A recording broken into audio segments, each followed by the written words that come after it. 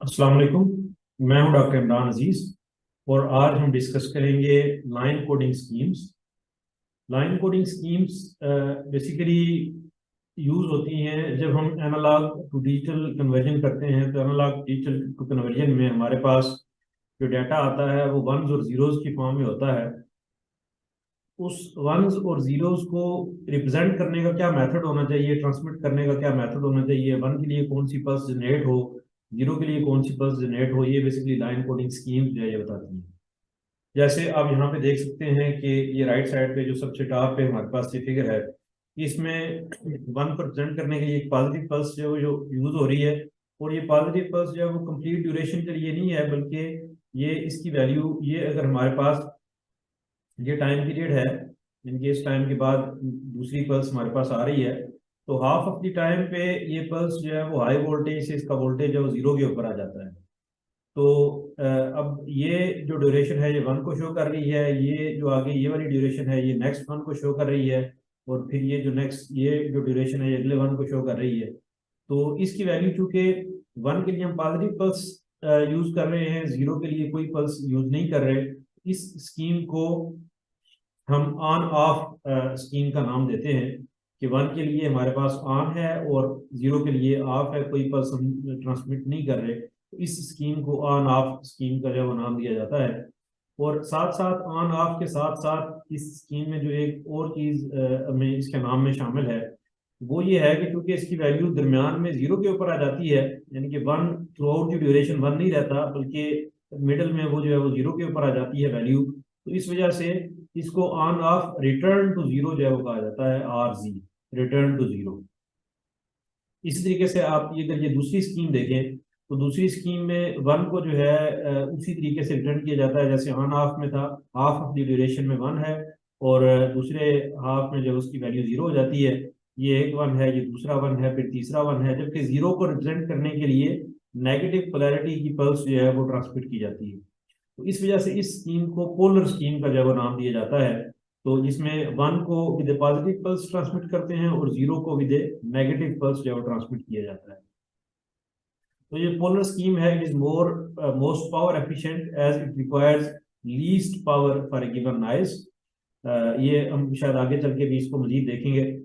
तो polar scheme में ये है कि वन के लिए पॉजिटिव पल्स और जीरो के लिए नेगेटिव पल्स ट्रांसमिट होती है, और चूंकि ये वैल्यू दरमियान में जीरो के ऊपर शिफ्ट हो जाती है, इसलिए ये भी रिटर्न टू जीरो स्कीम है, आर जी स्कीम है, पोलर रिटर्न टू जीरो।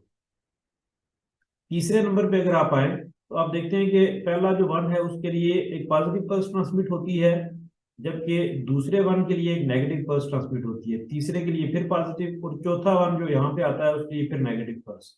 तो इस स्कीम को जो है बाइपोलर स्कीम का जो है वो नाम दिया जाता है। तो ये बाइपोलर कोडिंग है या अल्टरनेट मार्क इन्वर्जन है। आप देख रहे हैं कि अल्टरनेट मार्क्स जो है वो इन्वर्ट हो रहे हैं। ये वन था, इसके बाद जो वन आएगा वो इन्वर्ट हो गया, फिर जो वन आएगा वो दोबारा इन्वर्ट हो गया, फिर जो वन आएगा वो इन्वर्ट हो गया। तो अल्टरनेट मार्क्स इन्वर्ट होते हैं, तो अल्टरनेट मार्क इन्वर्जन भी इसको कहा जाता है। इसको जो है वो बाइपोलर स्कीम कहा जाता है, और ये भी रिटर्न टू जीरो है क्योंकि वैल्यू दरमियान में जो जीरो के ऊपर आ रही है। फिर हम आते हैं यहाँ पे डी के ऊपर। डी में जो है हमारे पास ये जो स्कीम है ये ऑन ऑफ स्कीम ही है, लेकिन यहाँ पे वैल्यू रिटर्न टू जीरो नहीं हो रही। जबकि वन है तो थ्रू आउट जब वन ही रहता है, वो पल्स जो है वो हाई पल्स रहती है, ये पल्स जो है वो हाई है, ये पल्स जो है वो थ्रू आउट हाई रहती है, जीरो के ऊपर जो है इन बिटवीन नहीं ट्रांसफर होती। इस वजह से इस स्कीम को ऑन ऑफ स्कीम, ये पहली भी ऑन ऑफ स्कीम थी, ये भी ऑन ऑफ स्कीम है, लेकिन इस ऑन ऑफ स्कीम को नॉन रिटर्न टू जीरो जो है वो कहा जाता है, एनआरसी। इसी तरीके से ये जो स्कीम है ये बाइपोलर स्कीम है, सॉरी ये पोलर स्कीम है। पोलर स्कीम में ये वन को जो है वो पॉजिटिव पल्स से शो किया जाता है, जीरो को नेगेटिव पल्स से, नेगेटिव पोलैरिटी से। तो ये पोलर स्कीम है और ये पोलर में नॉन रिटर्न टू जीरो है, एनआरजी। तो ये एनआरजी ऑन ऑफ और पोलर स्कीम्स हैं जो हमने आगे आखिर पे देखी हैं। अभी ये कि जब भी हम डिजिटल डाटा ट्रांसमिट करते हैं तो इन्हीं में से कोई ना कोई लाइन कोडिंग स्कीम जो है यूज की जाती है डाटा को ट्रांसमिट करने के लिए। ऑन ऑफ हो गई, पोलर हो गई या बाइपोलर स्कीम्स हो गई। और हम कौन सी स्कीम को यूज करेंगे वंस और जीरोस को ट्रांसमिट करने के लिए, ये डिपेंड करता है इन डिफरेंट पैरामीटर्स के ऊपर कि डिफरेंट लाइन कोडिंग स्कीम्स की ट्रांसमिशन बैंडविड्थ क्या है। जितनी बैंडविड्थ रिक्वायरमेंट कम होगी उतनी ही वो लाइन कोडिंग स्कीम अच्छी है। पावर एफिशिएंसी जो है वो इनकी क्या है, और जितनी पावर एफिशिएंट होगी उतनी ही वो स्कीम अच्छी होगी। एरर डिटेक्शन और करेक्शन कैपेबिलिटी है वो इन स्कीम्स की क्या है, और ये जितनी ज़्यादा होगी उतनी वो स्कीम अच्छी होगी। पावर स्पेक्ट्रल डेंसिटी ये इन स्कीम्स की क्या है, ये जो है डिटरमिन करेगी कि कौन सी स्कीम यूज करनी चाहिए। और ये ट्रांसपेरेंट स्कीम्स हैं या नहीं है। ट्रांसपेरेंसी का मतलब ये है कि जब हम किसी लाइन कोडिंग स्कीम को यूज करते हुए डाटा ट्रांसमिट करते हैं तो उस डाटा में से टाइम इंफॉर्मेशन एक्सट्रैक्ट करना इजी है या नहीं है। टाइम इंफॉर्मेशन इजीली एक्सट्रैक्ट हो सकती है या नहीं हो सकती, ये बताती है कि वो स्कीम ट्रांसपेरेंट है या नहीं है। अगर टाइम इंफॉर्मेशन उसमें से एक्सट्रैक्ट हो जाए तो ऐसी स्कीम को ट्रांसपेरेंट स्कीम कहा जाता है, और अगर टाइम इंफॉर्मेशन उस डाटा में से एक्सट्रैक्ट ना हो या मुश्किल हो तो ऐसी स्कीम को हम नॉन ट्रांसपेरेंट स्कीम जो है वो कहते हैं। जैसे पोलर स्कीम है, तो पोलर स्कीम को अगर आप देखें तो उसमें वंस को इस तरीके से रिप्रेजेंट किया जाता है, जीरोस को इस तरीके से रिप्रेजेंट किया जाता है। तो अब जीरोस को इस तरीके से रिप्रेजेंट किया जाता है, ये वंस हैं, ये जीरोस हैं। अब यहाँ से अगर हमने टाइम इंफॉर्मेशन एक्सट्रैक्ट करनी हो तो इसी सिग्नल को, ये बेसिकली वो सिग्नल है जो हम ट्रांसमिट कर रहे हैं, इसी सिग्नल को अगर रेक्टिफाई किया जाए तो हमारे पास पल्स ट्रेन जो है वो इस तरीके से बनेगी। ये रेक्टिफाइड वर्जन है। तो आप देख सकते हैं कि ये हमारे पास एक किस्म का क्लॉक सिग्नल ही है। ये क्लॉक इंफॉर्मेशन पोलर स्कीम में से इजीली एक्सट्रैक्ट की जा सकती है, इसलिए इसको ट्रांसपेरेंट स्कीम हम कह सकते हैं। अच्छा, इसमें जो एक बड़ी इंपॉर्टेंट इसमें प्रॉपर्टी है वो है पावर स्पेक्ट्रल डेंसिटी की। क्योंकि जो पावर स्पेक्ट्रल डेंसिटी है ये एक ऐसी प्रॉपर्टी है जो हमें बैंडविड्थ की इंफॉर्मेशन भी देती है। पावर स्पेक्ट्रल डेंसिटी की इंफॉर्मेशन भी देती है कि किसी सिग्नल के अंदर पावर जो है वो किस स्पेक्ट्रम के अंदर अकोमोडेट हो रही है, किस स्पेक्ट्रम में पावर जो है वो ज्यादा है, किन फ्रिक्वेंसी कंपोनेंट्स पे पावर जो है वो ज्यादा है और किन फ्रिक्वेंसी कंपोनेंट्स की पावर कम है। एक तो ये इंफॉर्मेशन भी देती है, दूसरी ये उस सिग्नल की बैंडविड्थ की इंफॉर्मेशन भी देती है। तो ये बड़ी एक इम्पॉर्टेंट प्रॉपर्टी है जिसको हम थोड़ा सा मजीद डिटेल में आगे देखेंगे कि डिफरेंट लाइन कोडिंग स्कीम्स की पावर स्पेक्ट्रल डेंसिटी जो वो कैसे फाइंड की जा सकती है। तो कहते हैं पावर स्पेक्ट्रल डेंसिटी फाइंड करने के लिए हम auto correlation of the signal जो है वो यूज करेंगे। और ऑटो कोरिलेशन क्या होती है? ऑटो कोरिलेशन बेसिकली प्रोवाइड करती है similarity of the signal with its own displaced version, and it gives significant information to calculate the power spectral density of the signal. And ये हम थोड़ा सा आगे नेक्स्ट स्लाइड में इसको डिस्कस करेंगे। कहता है another general relation will be derived to check the power spectral density of all different line coding schemes. पहले यहाँ पे हम थोड़ी सी एक एग्जांपल देखेंगे, जो जिस एग्जांपल में एक लाइन कोडिंग स्कीम जो है वो यूज की गई है, पोलर लाइन कोडिंग स्कीम है। पोलर लाइन कोडिंग स्कीम की हमें पावर स्पेक्ट्रल डेंसिटी जो फाइंड करनी है या ऑटो कोरिलेशन फाइंड करनी है, और ऑटो कोरिलेशन के साथ साथ हमें पावर स्पेक्ट्रल डेंसिटी जो फाइंड करनी है। ये हम एक एग्जांपल सॉल्व करेंगे जिससे हमें थोड़ा सा इस स्टेप का आइडिया हो जाएगा, प्रोसेस का आइडिया हो जाएगा कि पावर स्पेक्ट्रल डेंसिटीज कैसे फाइंड की जाती हैं। उसके बाद हम एक जेनेरिक रिलेशन की तरफ आएंगे कि हम इन जनरल अगर कोई भी लाइन कोडिंग स्कीम हो तो उसके लिए पावर स्पेक्ट्रल डेंसिटी जो कैसे फाइंड की जा सकती है। इसका तरीका ये है कि किसी भी लाइन कोडिंग स्कीम की पावर स्पेक्ट्रल डेंसिटी फाइंड करने के लिए पहले नंबर पे हम ऑटो कोरिलेशन फाइंड करते हैं, स्टेप 1 ऑटो कोरिलेशन फाइंड करते हैं। और दूसरे नंबर पे हम ये करते हैं कि जो ऑटो कोरिलेशन आई है उस ऑटो कोरिलेशन का फोरियर ट्रांसफॉर्म लेते हैं, तो that gives us the power spectral density. हम इसको आगे देखते हैं। ये एक एग्जांपल है। इस एग्जांपल में वो कह रहा है कि ये एक पल्स ट्रेन है जिसको जी एफ टी का नाम दिया जा रहा है। ये जो ड्यूरेशन है टी बी है और ये पल्स ड्यूरेशन है। इसमें पल्स जितनी देर के लिए हाई रहती है वो टी बी बाई 2 ड्यूरेशन के लिए पल्स हाई रहती है, फिर ये रिटर्न टू जीरो हो जाती है। तो ये polar return to zero basically जो है वो पल्स ट्रेन है।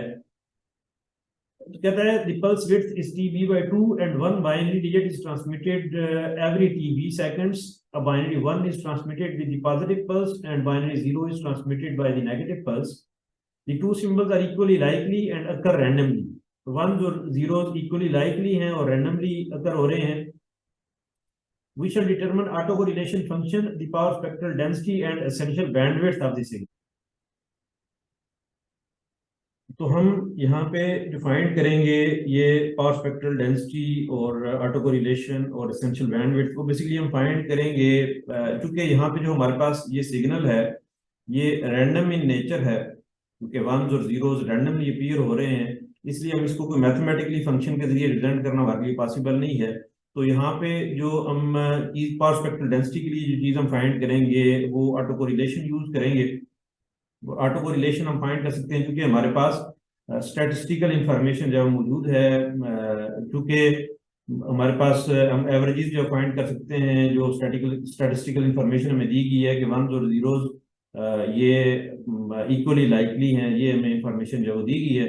तो the auto correlation function being an average parameter, time average of the signal is determinable from the given statistical information. ये जो इंफॉर्मेशन दी गई है उसकी मदद से हम ऑटो कोरिलेशन फंक्शन फाइंड कर सकते हैं। और ये auto correlation function basically average parameter है किसी भी सिग्नल का, जो हम फाइंड करते हैं सिग्नल को डिस्प्लेस करके। उस सिग्नल को डिले भी कर सकते हैं और उस सिग्नल को एडवांस भी कर सकते हैं। डिस्प्लेस करके इस सिग्नल को हम ऑटो कोरिलेशन जो फाइंड करते हैं। तो ऑटो कोरिलेशन का जो रिलेशन है वो इस तरीके से है कि auto correlation is the function of टा, वेयर टा is the displacement in time.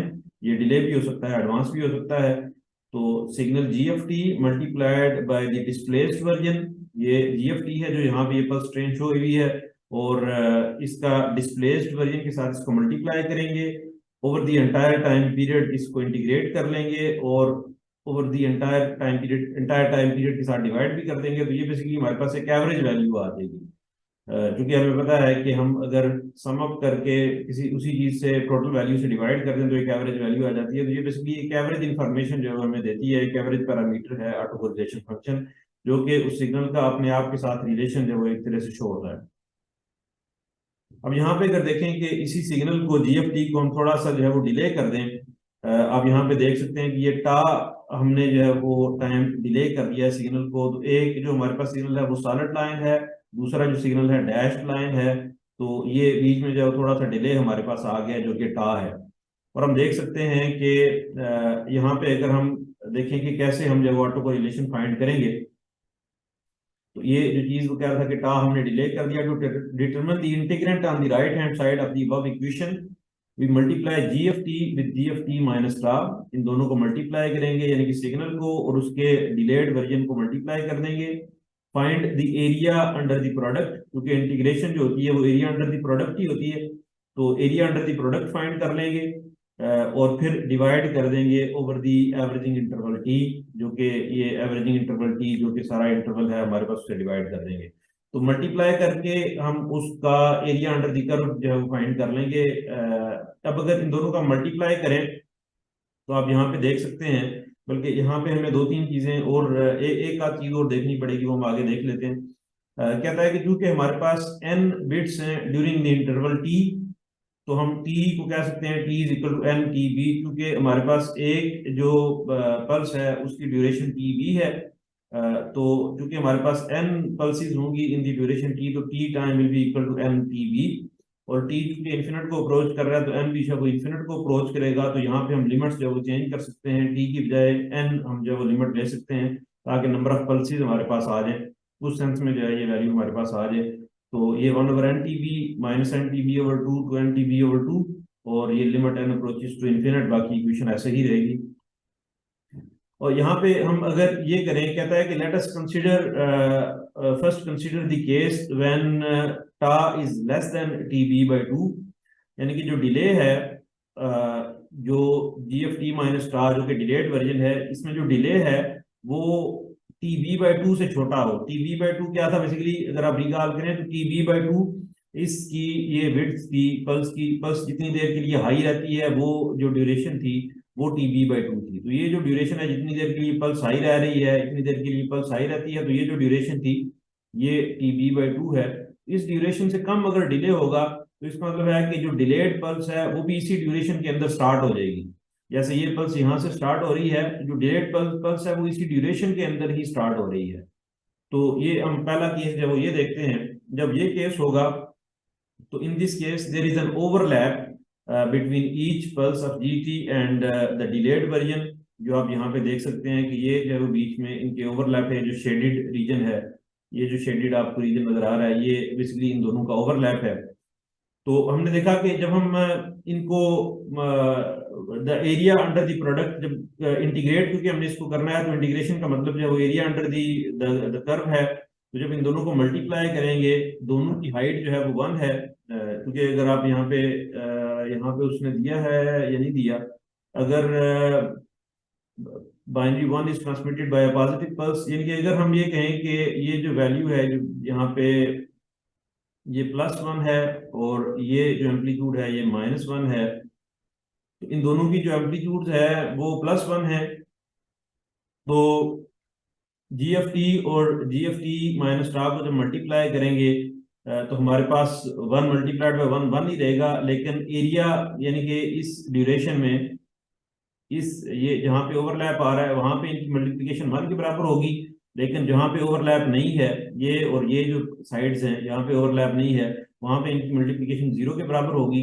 और जहाँ पे ये शेडेड रीजन जहाँ पे इनकी मल्टीप्लिकेशन 1 के बराबर है, इस ड्यूरेशन में एरिया अंडर द कर्व जो है वो किसके बराबर होगा, वो हम देख लेते हैं। क्योंकि हाइट जो है वो 1 हो गई, हाइट 1 है, यानी कि ये जो डायमेंशन है वो 1 है, और ये जो डायमेंशन है इन दोनों को मल्टीप्लाई करेंगे तो एरिया अंडर दी कर्व आएगा। तो ये जो डायमेंशन है ये TB/2 माइनस टा है, अगर आप यहाँ पे नोट करें तो ये TB/2 था। इतनी देर के लिए पल्स जो 1 रहती है, और अगर ये बीच में डिले आ जाता है टा का, तो जो बाकी एरिया बचता, बाकी जो यहाँ पे डायमेंशन बचती है ये TB/2 माइनस टा आ जाएगी।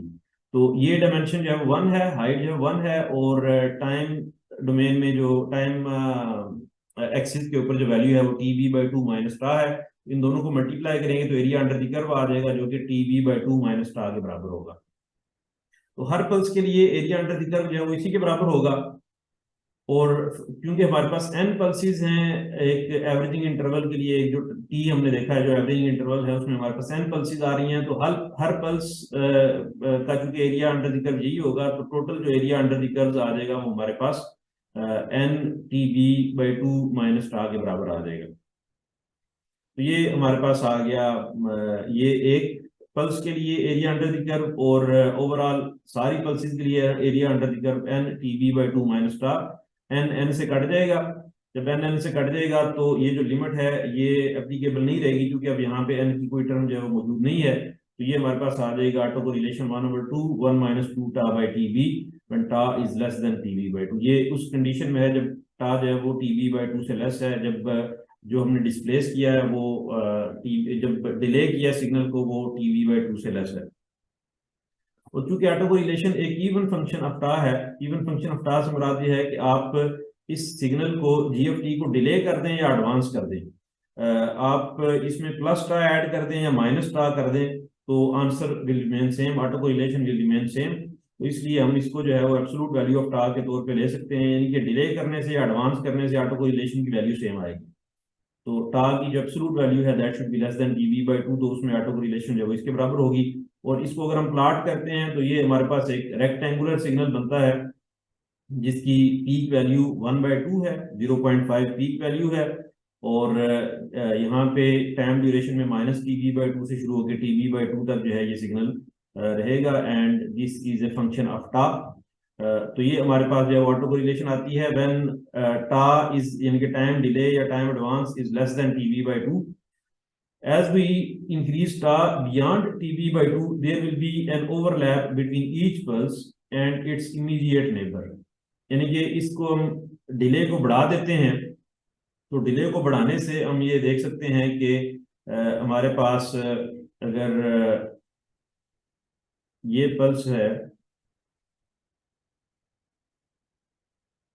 ये पल्स ट्रेन इस तरीके से दिखती है, तो अगर मैं इसका कलर जो है वो चेंज कर सकूं, तो जो डिलेड पल्स है ये चीज डिले होके यहाँ पे आ जाएगी कहीं इस तरीके से, ये जो पल्स है ये डिले होके जो है वो यहाँ पे आ जाएगी। और ये डिले होके इस तरीके से आगे चली जाएगी, तो ये चीज हमारे पास जो है वो आ जाएगी। और the two overlapping pulses are equally likely to be of the same polarity or of opposite polarity, ये चीज हमें गिवन थी कि वंस और जीरोस होने के चांसेस जो सेम है। और चूंकि ये पोलर स्कीम थी, तो पोलर में हमें पता है कि एक एक के लिए पॉजिटिव 1 होता है, एक के लिए नेगेटिव 1 होता है। तो जब इनकी इक्वली लाइकली हैं दोनों पल्सेस, तो their product is equally likely to be 1 और -1 ओवर दी ओवरलैपिंग इंटरवल। जैसे आप यहाँ पे देख सकते हैं कि यहाँ पे इन दोनों का प्रोडक्ट जो है वो +1 के बराबर होगा, जो ओवरलैपिंग इंटरवल है। यहाँ पे ओवरलैपिंग इंटरवल जो है वो ये वाला है, तो इनका प्रोडक्ट +1 तो +1 रहेगा इनका प्रोडक्ट। जबकि यहाँ पे ये जो ओवरलैपिंग रीजन है उसमें ये ऊपर वाली +1 है, नीचे वाली -1 है, तो इनका प्रोडक्ट जो है वो -1 के बराबर आ जाएगा।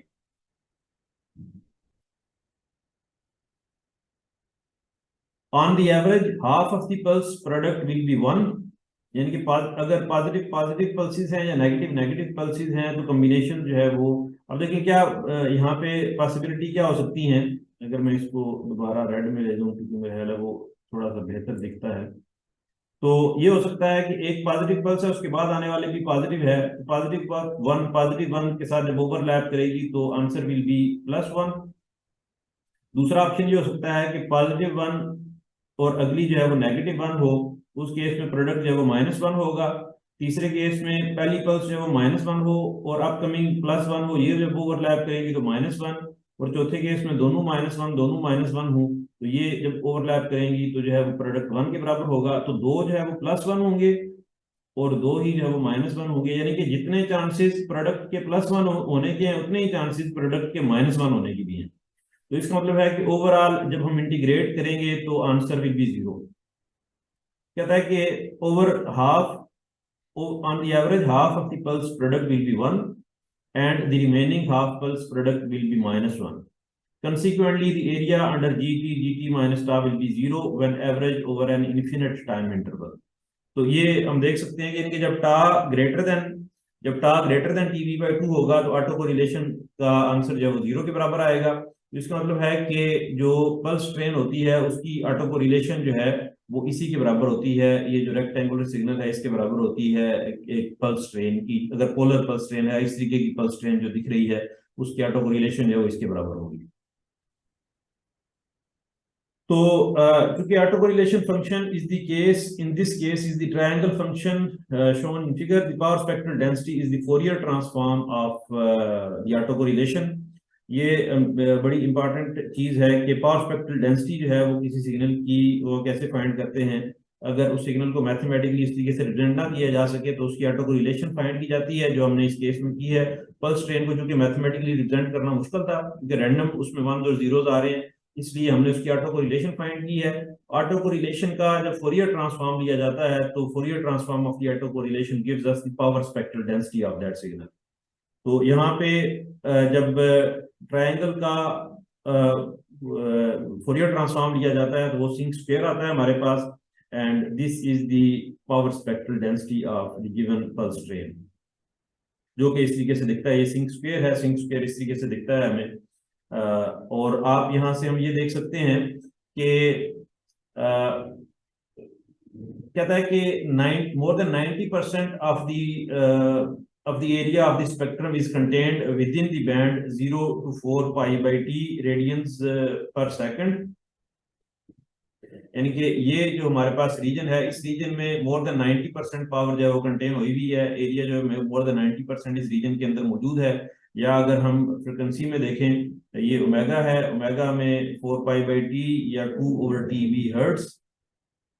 तो ये इसकी जो एसेंशियल बैंडविड्थ कहलाती है। तो thus the essential bandwidth may be taken as 2/TeV hertz assuming a 90% power grade area। तो ये जो इसकी एसेंशियल बैंडविड्थ भी हम पावर स्पेक्ट्रल डेंसिटी से जो फाइंड कर सकते हैं किसी भी लाइन कोडिंग स्कीम की। तो ये बेसिकली हमने एक स्पेसिफिक लाइन कोडिंग स्कीम की देखा है, पावर स्पेक्ट्रल डेंसिटी कैसे फाइंड की जाती है। आगे चल के हम एक जेनेरिक रिलेशन फाइंड करने की कोशिश करेंगे कि किसी भी लाइन कोडिंग स्कीम की पावर स्पेक्ट्रल डेंसिटी है वो कैसे फाइंड की जाएगी। Thank you very much.